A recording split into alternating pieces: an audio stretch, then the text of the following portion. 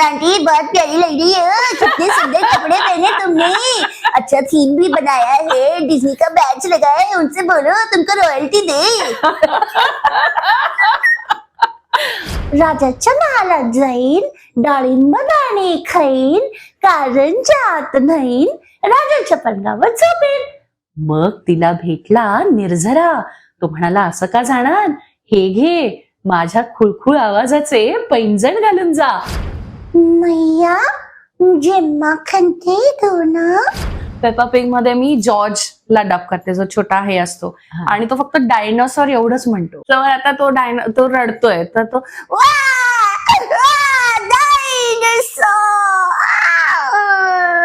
मग तो चिडलाय, डायनोसॉर. मग त्याला समज आश्चर्य वाटलंय, डायनोसॉर. मग त्याला खूप हसायला येत आहे समज. मुळातच मला असं वाटतं, जेव्हा तू शूट करतेस ना, तेव्हा तुझं अख्खं युनिट असतं. जेव्हा तू डब करतेस तेव्हा फक्त तू आणि तुझं कॅरेक्टर असतं.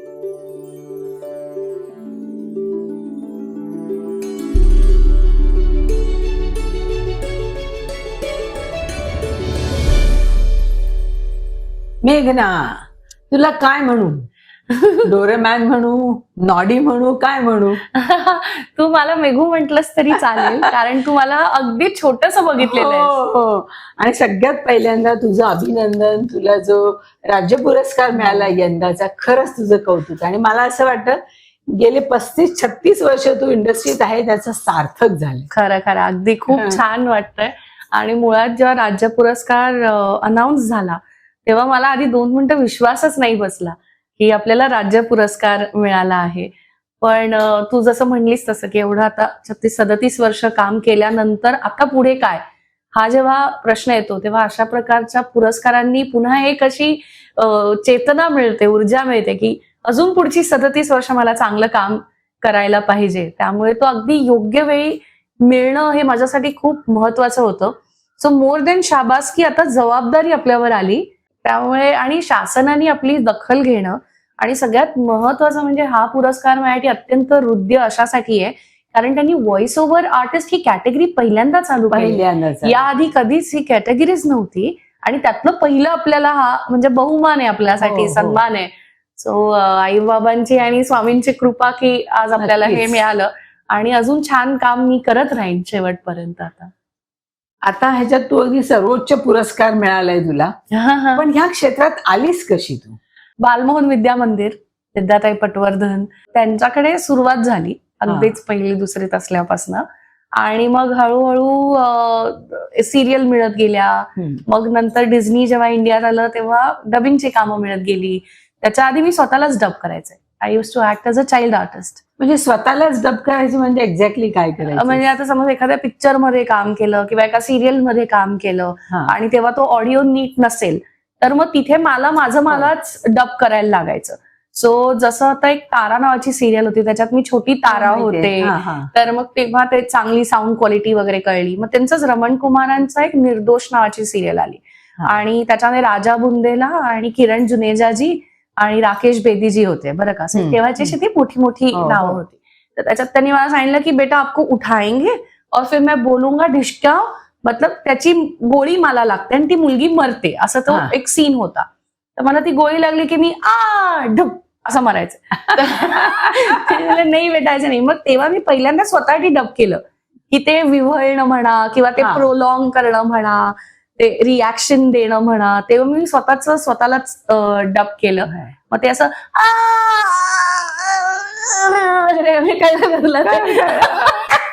पण मेन म्हणजे तू अभिनयात पहिल्यांदा पदार्पण, पहिलं अभिनयापासूनच सुरुवात केली. आणि असं काही ठरवलेलं नव्हतं की मी व्हॉइस ओव्हर आर्टिस्ट होईन म्हणून.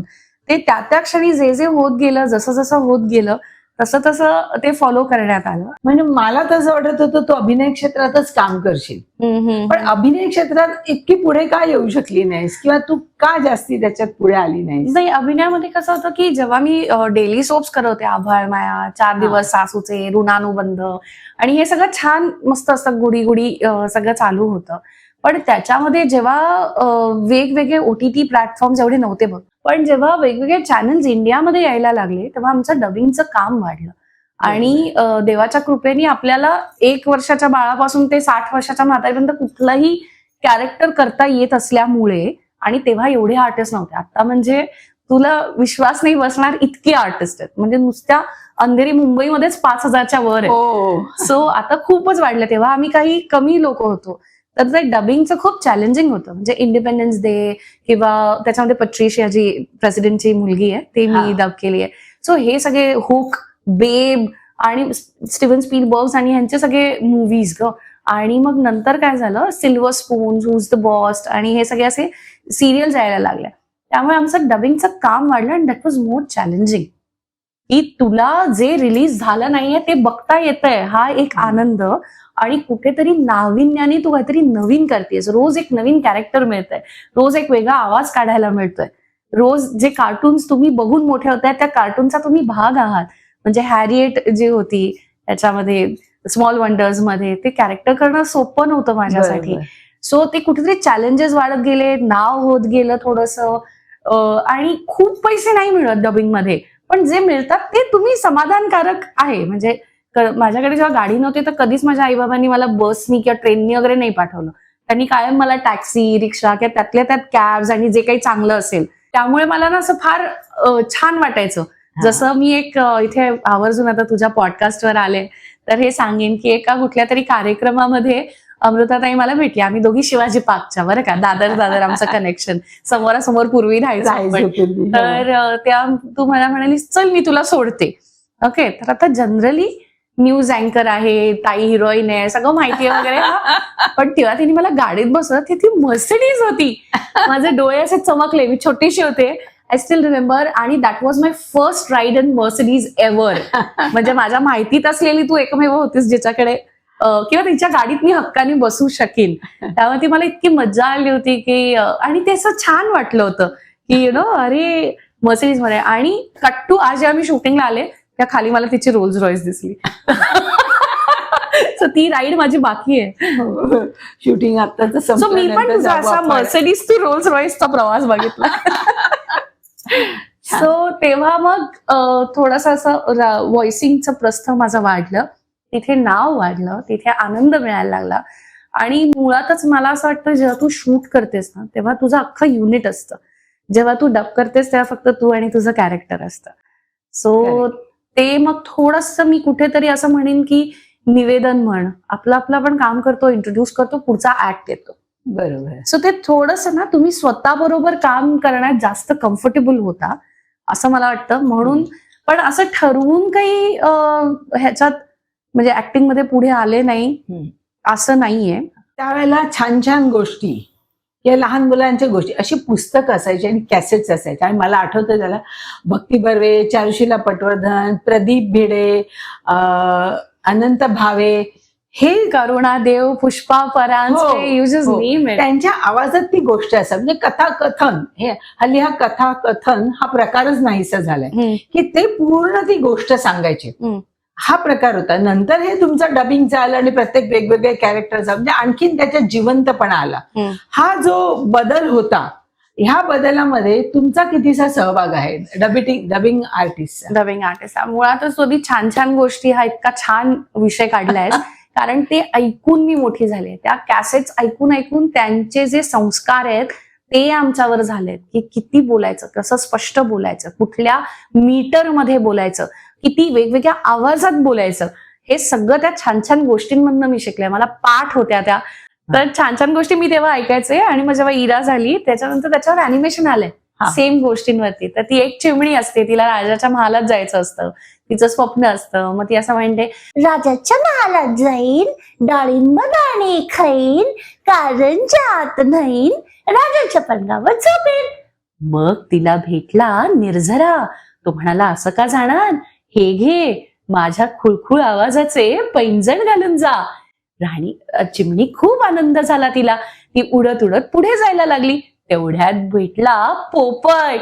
मिठू मिठू मिठू मिठू मिठू मिठू, अशी का चाललीस, हे घे माझ्या पिसांची तू छानशी चोळी शिव. मग ती म्हणाली, राजाच्या महालात जाईन, डाळिंब दाणे खाईन, कारंजात नाही राजाच्या पलंगावर झोपेल.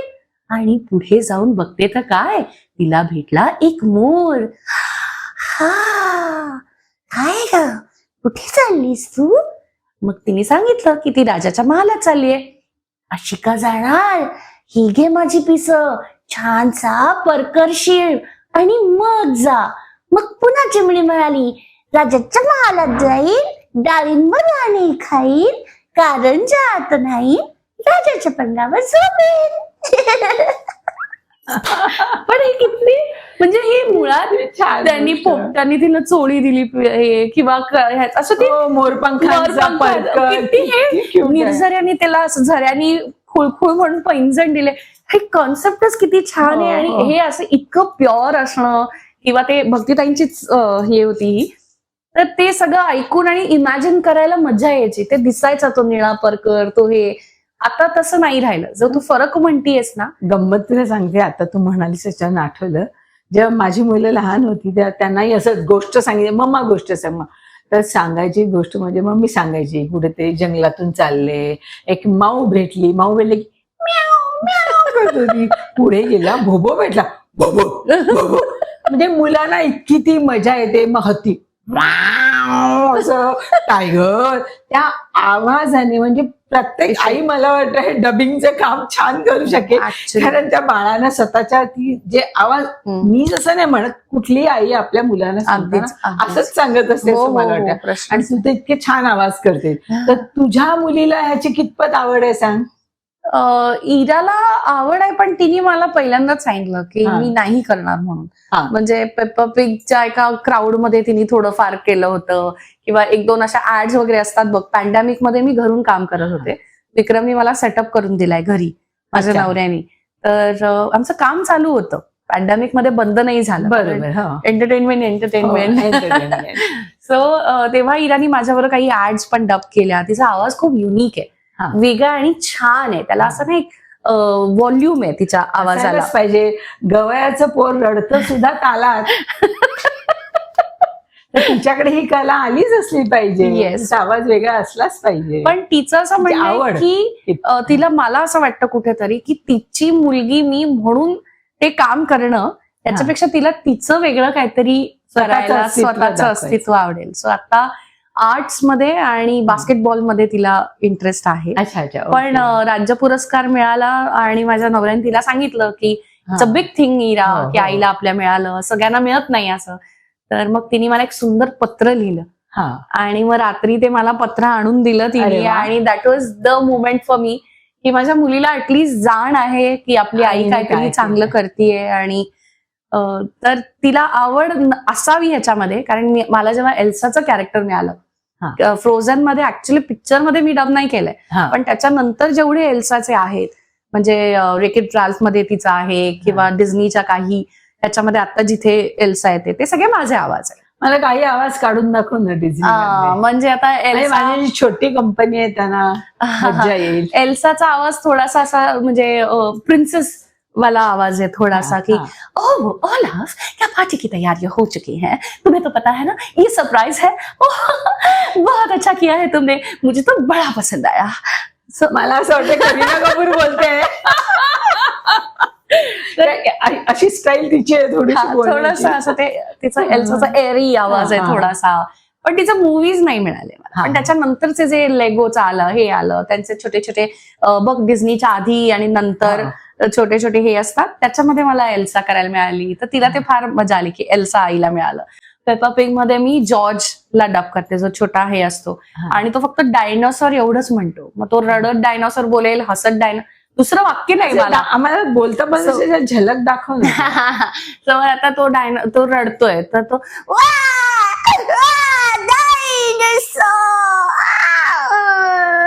मग तो चिडलाय डायनोसॉर. मग त्याला समज आश्चर्य वाटलंय डायनोसॉर. मग त्याला खूप हसायला येत आहे समज डायनोसॉर. सो एक शब्द जरी असेल किंवा एक वाक्य जरी असेल तरी, आणि मी तुला गंमत सांगू का, हे सगळे वेगळे आवाज जरी काढता येत असले किंवा काढून दाखवता येत असले हा. तरी तुम्ही पायलट फॉलो करणं खूप महत्वाचं आहे. म्हणजे त्यांनी जे करून ठेवलेलं आहे ना बरोबर. तेच तुम्हाला तसंच्या तसं तुमच्या लोकलायझेशन मध्ये तुमच्या भाषेमध्ये बोलायचं आहे. हो. काही वेगळं करायची गरजच नाहीये. पण जेव्हा लिटिल कृष्णा सारखं एखादं अॅनिमेशन असेल हम्म. तर मग आधी तुम्हाला डायलॉग्स दिले जातात आणि हा. मग अॅनिमेशन बनलं जातं. सो देर आर थोडंसं लिटिल कृष्णाचं येस. तर त्याच्यात त्यांनी मला सांगितलं की तू असं एक निळ्या रंगाचा बॉल असा आता इमॅजिन कर हा. आणि तो डिवाइन आहे खूप. मग तो असं शिंचान सारखं मम्मी असं तर नाही बोलणार हो. कारण तो डिवाइन आहे ना शेवटी तो हो. देव आहे. पण त्याच्यात तो नटखटपणा आहे, तो मिश्किलपणा आहे. मग तो आईला कशी हाक मारेल. मैया मुझे माखन दे दो ना. सो तो त्याच्यामध्ये तो डिवाइन ही असला पाहिजे पण तो शेवटी हो. बाळ आहे, तो हिरो आहे, तो कॅरेक्टर आहे. तर मैं उससे माखन नहीं ले ला था, वो माखन चुला ला था. मैं तो उससे वापस ले ला था माँ. So cute. त्याच्यात एक थोडस ते असं हे आलं पाहिजे यु नो. बरोबर, तो गोडवा आला पाहिजे, हा, ते पण आता बोबडं बोलणं तेच आलं जेव्हा मी बालगणेशला डब करते, बालगणेश आधी दुसरा एक मुलगा करायचा पण हा. त्याचा आवाज फुटला, हो. कंठ फुटतो बघ मुलांचा. हो, हो, तर हो. तो फुटला म्हणून मग ते माझी एंट्री झाली. हा. आणि मग तिथे मग मी इंग्लिश, मराठी आणि हिंदी असं हा. तिन्ही भाषांमध्ये बालगणेश. बालगणेश. तर तो असा एकदम हे असतो सगळ्या असुरांना वगैरे मारणारा आणि हा. असा एकदम छान असतो. जरी शूर. तो हा शूर असतो तो असा. मग तो असं हे म्हणतो की जब भी मेरे भक्त मुझसे कुछ भी मांगते हैं, सच्ची श्रद्धा से मांगते हैं, तो मैं उन्हें वो दे देता हूँ. तथास्तु. म्हणजे त्याचं ते अवश्य मुलांनी काहीतरी करावं किंवा त्यांनी एक श्रद्धा ठेवावी किंवा त्यांनी एक सेल्फ कॉन्फिडन्स ठेवावा की मी तुम्हाला देणार आहे पण तुम्ही प्रयत्न सोडू नका. म्हणजे जरी तो देव असला तरी त्यांना हे माहितीये की मुलं बघतायत ना, हो, तर ते त्यांना एक प्रोत्साहन. हा. किंवा सो तो काय देव असं करावं. कधीच म्हणत नाही की मी तुझी पूर्ण मदत करेन. तो काय म्हणतो तू स्वतःची मदत कर, मी तुझ्या पाठीशी आहे. सो हे कुठेतरी त्या कॅरेक्टर मधनं जाणं खूप महत्वाचं असतं. सिंचन वगैरे ते दाखव ना थोडी. शिंचान मी नाहीये पण मला हा. म्हणजे शिंचान सगळीकडे सांगतात सगळं करायला. हा. पण ऍक्च्युली माझं कॅरेक्टर नाही, but I would love to. ओहो अमिता आंटी बहुत प्यारी लगी है, कितने सुंदर कपड़े पहने तुमने. अच्छा थीम भी बनाया है, डिज्नी का बैच लगाया है, उनसे बोलो तुमको रॉयल्टी दे. सो तो शिंचान आहे. त्याच्यानंतर डोरेमॉन, परत डोरेमॉनचं तसंच झालं. हा. काही कॅरेक्टर्स असतात बघ तुम्ही मॅनिफेस्ट करता. तर एक माझी क्लिप खूप व्हायरल झाली होती 2015 मध्ये. त्याच्यात मी डोरेमॉनचा सहज आवाज काढला होता. तेव्हा मी डोरेमॉन डब करत नव्हते. पण मग नंतर त्याचे 2 सीझन मला मिळाले. मग तेव्हा डोरेमॉन की ये देखो मैंने ये गैजेट तुम्हारे लिए बनाया है, तुमने अपना होमवर्क नहीं किया तो ये गैजेट मैं तुम्हें नहीं दे सकता. तर ते तो त्याचा हे एक आहे कॉन्फिडन्स आहे आणि थोडा अंडरटोन लाडे लाडे बोलतो बघ थोडासा हो, तो. म्हणजे हो. असं हे म्हणलंस ना. सो तुझं आवडतं कॅरेक्टर कोणतं ह्याच्यापैकी? निंजा हातवाडी. कारण तो वॉरियर आहे आणि तो कधीच हार नाही मानत आणि तो खूप क्यूट आहे आणि त्याला बेडकाची भीती वाटते म्हणून मी अगं बेडकाला घाबरायला लागले. म्हणजे I know this is so म्हणजे फनी. तुझ्या लाईफवर त्याचा परिणाम झाला. आणि आपलं माझ्या डोक्यात ना सतत डिंग डिंग डिंग डिंग डिंग डिंग डिंग डिंग डिंग हे बॅक ऑफ द माइंड चालू असतं. आता डिंग डिंग डिंग डिंग डिंग डिंग डिंग थोडा काढून दाखव. डिंग डिंग डिंग डिंग डिंग डिंग डिंग डिंग डिंग डिंग. इतिहास के पन्नों से इतना तो सीख लिया है, जीतने के लिए अनोखे हथियार की जरूरत होती है. डिंग डिंग डिंग डिंग डिंग डिंग डिंग डिंग डिंग डिंग. तर तो मला आवडायचा त्याचा असं खरेपणा, त्याच्या हा. मनात काही नसतं आणि जे तो विचार करतो ते तो बोलतो. तर किती ट्रान्सपरन्सी तुम्ही मुलांना शिकवताय. किंवा तो एक अमारा आहे जो सतत त्याला त्रास देतो तर तो अमाराला परत त्रास नाही देत. म्हणजे हे किती छान आहे की हो, तुम्ही हो. चांगलं कार्टून्स दाखवा. मी आय एम व्हेरी चूजिंग की मी इराला काय दाखवणार आहे आणि काय नाही. काही गोष्टी मला नाही पटत, काहींची लँग्वेज नाही पटत किंवा तो त्यांचा प्रश्न आहे त्यांनी काय दाखवावं. पण मी स्वतः चुकीचं कधी काही आतापर्यंत डब केलेलं नाही आणि यापुढेही करणार नाही की जे मी माझ्या मुलीला दाखवू शकत नाही करेक्ट, ते मला अगदी डब correct. नाही करायचं. ते सांग. आज आपण या रूम मध्ये, हे आम्ही फर्स्ट टाइम इथे आलो, हे माझ्या नातीची रूम आहे मीराचे. तर खूप छान सगळं तिची रूम सजवलेली असते नेहमी. म्हणजे आज जरा वेगळं, आज तू येणार आहे I know. How sweet. जरा मजा येईल, थोडं वेगळं. जे माझी ऑडियन्स मध्ये लहान मुलं आहेत त्यांनाही मजा येईल. माझी नात येणारच आहे आता. I know. थोड्या वेळात पण आली की तुझा पॉडकास्ट इज क्वाईट पॉप्युलर आणि इथे येऊन गेलेले बरेच लोक आहेत राईट. तर I would like to know about that. खूप लोक येऊन गेले. अगदी माझ्या पहिल्या पॉडकास्टला महेश मांजरेकर आला होता. त्याच्यानंतर काही पॉलिटिकल मधले पण काही लोक आले होते, जसे की राहुल महाजन, उज्ज्वल निकम, बरेच लोक. पण निशिताईच्या वेळेला तू निशिगंधाची फुलं आणली होती. हो हो हो. सो वेगवेगळं, आता माझ्या वेळेस तू कार्टूनचा सेटअप केला, सो त्यातल्या त्यात तू काहीतरी वेगवेगळं प्रयत्न आणि आपण करत असते. इतकं तुला गंमत सांगा, माझ्याकडे पॉडकास्टला येऊन गेलेले 4 ते 5 जण की इमिजिएट त्यांनी पॉडकास्ट सुरू केले स्वतःचा. आणि इतकं की सेम माझी जी थीम असते, ज्या प्रकारे मी करते, अगदी डिट्टो तसेच कॉपी केलेले. से आपला प्रेक्षक आहे ना, तो खूप चोखंदळ आहे, हुशार आहे. हो, म्हणजे नक्कीच. मराठी प्रेक्षकांसारखे प्रेक्षक मी कुठेच नाही बघितले. मी एवढे कार्यक्रम करते, बरेचसे हो. हिंदी कॉर्पोरेट शोज, हे माझं मेन काम आहे, बरोबर. होस्ट करणं, निवेदन. आपण ह्याच्याविषयी बोलणार आहोत दोघी जणी. पण जेव्हा मी वेगवेगळ्या ठिकाणी जाते, इंटरनॅशनल शोज मध्ये जाते, त्यामुळे असं लक्षात येतं की मराठी प्रेक्षकांनी एवढं साहित्य वाचलेलं आहे, त्यांना खूप चांगले चांगले आर्टिस्ट मिळालेत, त्यांच्यावरती आणि चांगले मराठी वाङ्मय पण खूप आहे. त्याचे संस्कार आहेत हो, आपल्या हो, प्रेक्षकांवर. हो. त्यामुळे त्यांना ना एक जाण आहे किंवा संगीताचा एक कान आहे. बघ, जरी हो, सगळे प्रेक्षक नक्कीच. गाऊ शकत नसले तरी त्यांना कळतं गाणं. कानसे नसतात ते, तानसे नक्कीच नसते ते. त्यांना चांगली वाङ्मयाची आवड आहे. त्यामुळे मला असं वाटतं की आपण खूप भाग्यवान आहोत की आपण अशा प्रेक्षकांसाठी काम करतोय. मग ते Correct. वेगवेगळ्या ह्याच्यात असेल, मग ती ऍक्टिंग असेल, मग ते अँकरिंग असेल, मग ते डबिंग असेल, जे काही आहे. पण मला माहितीये की माझा प्रेक्षक आहे ना, त्याला माहितीये की जर मी काही चांगले कष्ट केले तर त्यांची आपल्याला नक्कीच दाद मिळणार, नो मॅटर व्हॉट. आणि एखादी गोष्ट जर आपल्याला पटली नाही तर ते कान धरून आपल्याला सांगणार सुद्धा. हो, कॉमेंट्स येतात बघ ना, त्याच्यात लिहिलेलं असतं. पण काही कॉमेंट्स ना खूप मीन असतात, पर्सनल कॉमेंट्स करतात. आता म्हणजे माझे काही पॉडकास्ट वगैरे आहे, माझ्यावर त्याचं खूप प्रेम आहे प्रेक्षकांचं, असंच राहू दे. हा. तर काही जणांनी अगं तुझी तब्येत किती वाढली आहे किंवा तू स्वतःकडे लक्ष देत का नाही. सो असं नाही की खरं मी- सांगू, अशा कॉमेंट्सकडे तू लक्ष देऊ नकोस, कारण तू इतकी क्यूट दिसतेस, दिसते, तुझा चेहरा हे थोडस काय खाता पित्या घरची असं म्हणतील. आणि माणसाच्या बॉडी शेमिंग कोणी करू नये असं मला वाटतं. ती व्यक्ती तुम्ही बघा, त्या व्यक्तीचं अंतरंग तुम्ही बघा, तुझे टॅलेंट्स, केवढे टॅलेंट्स आहेत तुझे. इतके आवाज काढणं ही काही छोटी गोष्ट नाहीये. नाहीये. त्यांनी 1-2 जणांचे करून प्रयत्न करावा, जमतंय का बघा पण त्याने. ते व्यक्ती स्वातंत्र्यामुळे काही कमेंट हल्ली केल्या जातात, म्हणजे सगळेच असं करतात असं नाही, पण काही जण पर्सनल सुद्धा बोलतात ना, हो, हो. तेव्हा मग असं वाटतं की नाही, म्हणजे काही माझे काही प्रॉब्लेम्स असू शकतात, राईट, वैयक्तिक. घरचा समतोल कसा तू बाळगतेस, की मुलाला वेळ देणे, नवऱ्याला वेळ देणे. मिस्टर काय करतात तुझे? माझ्या नवऱ्याचं नाव विक्रम जोशी आहे आणि जर तू निशाणी डावा अंगठा हा हो. चित्रपट बघितला असेल तर तो त्यांनी प्रोड्यूस. अप्रतिम चित्रपट, Yes. अप्रतिम चित्रपट. पण मी आणि माझ्या सासूबाई आम्ही एक असा छोटासा आमचा ग्रुप बनवलाय. त्याच्यामध्ये निहार आहे, माझा भाचा, माझी आई आहे, त्याच्यानंतर शिवानी जोग म्हणून आमची एक मैत्रीण आहे.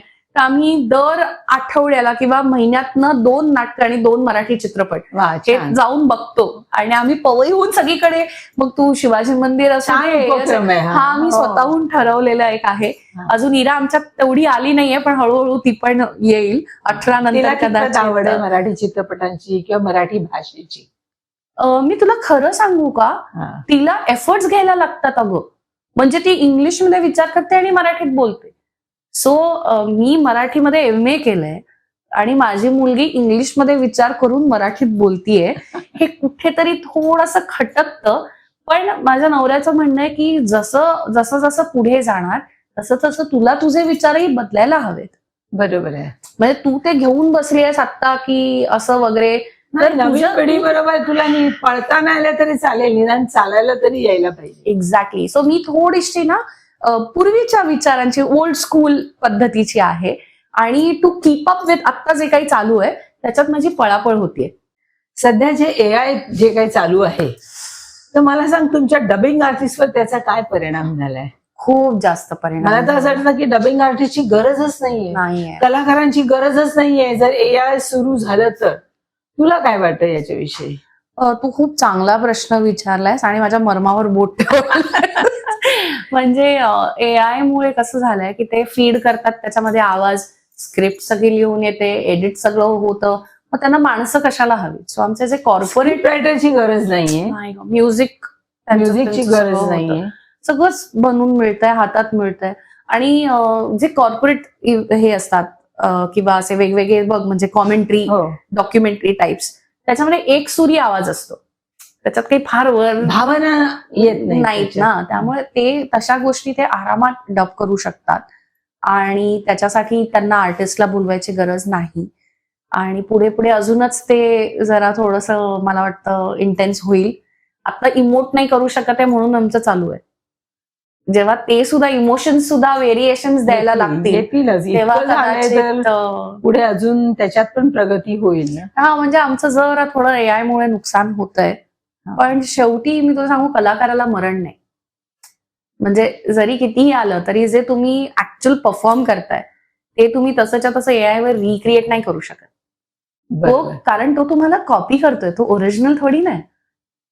सो एआय येऊ दे नाही तर काही येऊ दे, आता सध्या असलेलं फॅड आहे, थोडे दिवसांनी परत कदाचित कमी Original जे होईल असेल. आणि परफॉर्मिंग आर्ट्सला पुन्हा एकदा उभारी यायची शक्यता आहे, असं आपलं आशावाद कायम आहे. पण येस, एआय मुळे नुकसान नक्की झालंय.